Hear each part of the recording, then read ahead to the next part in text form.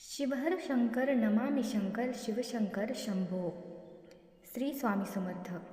शिवपुराणातील काही उपाय जे तुमची गरिबी दूर करू शकतात.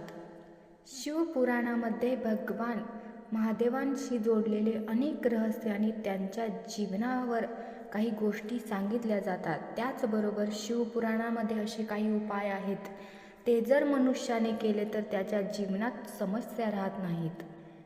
भोलेनाथांविषयी खूप सगळे रहस्य शिवपुराणात सांगितले आहेत. तसेच श्रावण महिन्यात महादेवांची उपासना करणं सर्वश्रेष्ठ मानलं जातं. असं मानलं जातं की महादेवांची उपासना करणारा व्यक्ती संकटमुक्त होतो. जर कुणाला पैशाविषयी अडचणी येत असतील तर चला तर मग बघूया शिवपुराणात कोणते उपाय सांगितले आहेत ज्यामुळे तुमची गरिबी दूर होऊ शकते. असं म्हणलं जातं की हरिसिंहार का फूल हे समुद्र मंथनाच्या वेळेस उत्पन्न झालं होतं. तेव्हा हे फूल देवतांना मिळालं होतं. शिवपुराणामध्ये सांगितलं आहे की महादेवांच्या पूजेसाठी हरिसिंगारचं फूल वापरणं अतिशय उत्तम फल देतं. हरिसिंग यालाच पारिजातकाचं फूल असं सुद्धा म्हटलं जातं. ह्या फुलाने महादेवांची पूजा करणं म्हणजे सुख समृद्धी दारात घेऊन येण्यासारखं आहे.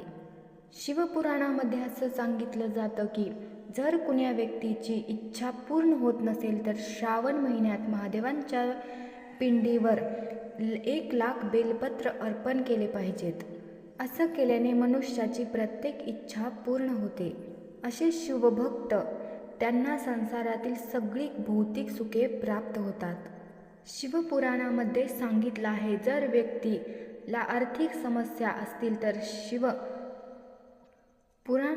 महादेवांच्या पिंडीवर अटूट म्हणजे न तुटलेले कच्चे चावल म्हणजे तांदूळ यांना अक्षता सुद्धा म्हणतात नियमित चढवल्यानंतर धनप्राप्ती होते. पण हे तांदूळ चढवताना एकच लक्षात ठेवायचं त्यातला एकही तांदूळ तुटलेला नसला पाहिजे. दररोज कमीत कमी 108 तांदूळ तरी चढवले पाहिजेत. शिवपुराणामध्ये सांगितलं आहे की महादेवांच्या पिंडीवर जर मुगाची डाळ किंवा अख्खे मूग जर चढवले तर व्यक्तीचं दारिद्र्य जातं. ह्यासाठी तुम्हाला रात्री मूग भिजू घालायचे आहेत आणि दुसऱ्या दिवशी नेऊन महादेवांच्या पिंडीवर ते अर्पित करायचे आहेत. शिवपुराणानुसार जी व्यक्ती महादेवांच्या पिंडीचा अभिषेक तुपाने करते तिचं स्वास्थ्य नेहमी ना तिच्याजवळ आजारपण कधीच येत नाही. जर तुम्हाला कुठल्याही प्रकारचा आजार असेल तर शिवलिंगावर तुपाचा अभिषेक करावा. शिवलिंगावर तुपाचा अभिषेक केल्याने व्यक्ती ताकदवान सहनशील आणि सुखी होतो. फक्त हे 4 उपाय जरी तुम्ही केले तरी सुद्धा तुमच्या आयुष्यातलं दारिद्र्य जाऊन सुख समृद्धी आणि ऐश्वर्य तुमच्या आयुष्यात येईल. ओम नमः शिवाय.